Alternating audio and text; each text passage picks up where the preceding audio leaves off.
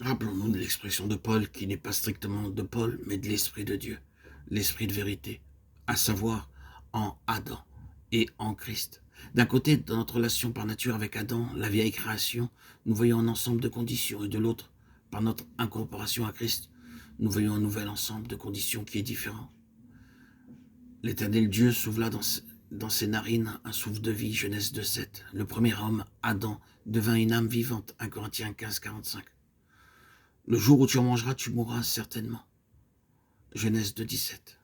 Tous meurent en Adam, 1 Corinthiens 15,22. La loi du péché et de la mort, Romains 8,2. L'homme n'est que chair, Genèse 6,3. La chair ne sert à rien, Jean 6,63. Le moi, faillite, Romains 7. Du vieil homme qui se corrompt, Éphésiens 4,22. L'affection de la chair, Romains 8,6.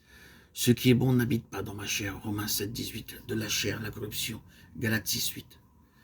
Ce qui est né de la chair est chair, Jean 3,6. La fin de ces choses, c'est la mort, Romains 6,21. Il souffla sur eux et leur dit, recevez le Saint-Esprit, Jean 20,22. Le dernier Adam, un esprit vivifiant, 1 Corinthiens 15,45. Nouveauté de vie, Romains 6,4.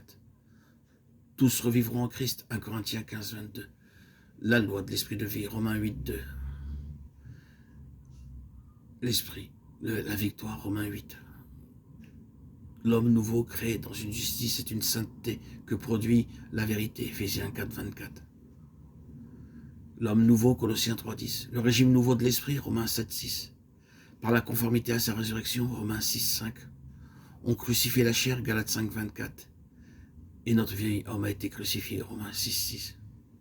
Tout ceci, qui n'est rien de plus que citer les Écritures, servira à souligner la totale et exclusive action divine. Et aidera, nous le croyons, à reconnaître le fait essentiel qu'aucun homme ne peut vivre la vie chrétienne. Il n'y a qu'un seul qui peut vivre cette vie, et c'est Christ lui-même. Nous devons expérimenter notre incorporation à Christ de telle manière qu'il vive sa vie à travers nous, en tant que membre de son corps. Afin que, pour moi, vivre c'est Christ, et ce n'est plus moi, c'est Christ, soit une réalité. Philippiens 1,21 et Galates 2,20. Comme le fer du forgeron est dans le feu, et le feu est dans le fer, de même, nous devons d'abord réaliser notre position en Christ par la croix, où Christ peut se manifester à travers nous. Il est très important de reconnaître une vérité sur laquelle Christ attire grandement notre attention, que dans un sens, il n'a jamais eu l'intention d'être à nouveau hors de ce monde après être venu une première fois comme dans son héritage légitime. Il est venu le racheter, assurer son droit de souveraineté sur lui, et pour initier, continuer et achever la restitution de sa propre autorité. Tout ceci doit se faire par la manifestation de sa présence, que ce soit sous une forme ou une autre.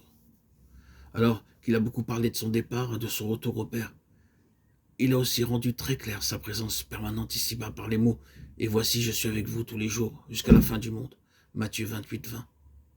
Plus tard, Paul dit que la particularité principale ou la réalité du mystère caché de toute éternité en Dieu, c'est Christ en vous, l'espérance de la gloire. Colossiens 1, 26, 27. La présence physique personnelle de Christ dans le monde était en premier lieu de manifester la nature, la méthode, les moyens, les lois, le dessein et la puissance de sa présence permanente au-delà des jours de sa chair, et en second lieu de rendre cela possible et concret par l'œuvre de la croix. Lui, né de Dieu, montre la nécessité de la nature d'être né de l'Esprit. Si la volonté de Dieu doit être faite sur la terre comme elle est faite au ciel, puis juste au commencement de son ministère, il a placé la croix, représentée par le baptême. Dès lors, tout ce qu'il a dit et fait était dans la lumière et la puissance de la croix. L'enseignement de Christ ne pourra jamais être effectif et les œuvres de Christ ne pourront jamais se poursuivre, à moins que la croix ne soit à la base. Essayer de répandre l'enseignement de Jésus ou de travailler à l'œuvre de Jésus sans avoir comme fondement tout ce qui l'a signifié par la croix, c'est travailler en vain.